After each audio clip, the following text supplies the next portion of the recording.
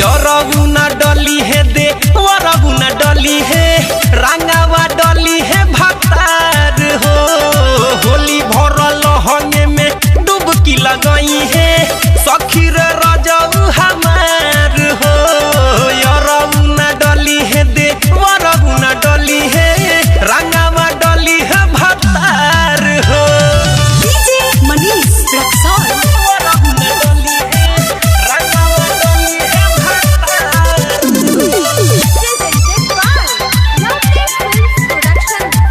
रंगावा डली है भतार दोसरा पका हम डाली ध्यानवा हीरो जस बाड़े जब हमरे सजनवा आना का पका हम डाली ध्यानवा हीरो जस बाड़े जब हमरे सजनवा उनकेला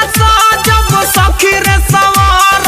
गोरे गोरे गलिया गुलाल उहे मोली है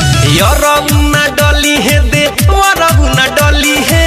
रंगावा डली है भतार हो होली भरल हंगे में डुबकी लगई है सखी रे रजऊ हमार हो रघुना डली है दे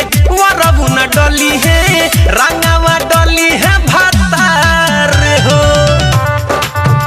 रघुना डली है रघुना डली है रघुना डली है रंगावा डली है भतार म्यूजिक बाय गौरव रोशन। आप सुन रहे हैं अमित पटेल की आवाज में।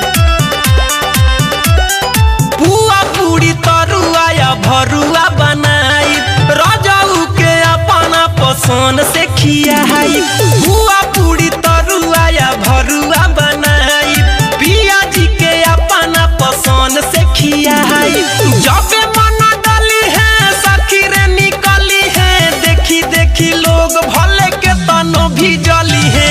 रघुना डली है दे रघुना डली है रंगावा डली है भतार हो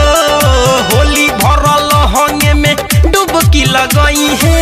सखी रे रजऊ हमार हो रघुना डली है दे रघुना डली है रंगावा डली है भतार हो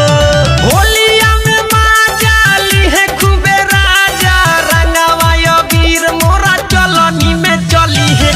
रघुना डली है दे रघुना डली है रंगावा डली है भतार हो होली भरल हंगे में डुबकी लगई है सखी रे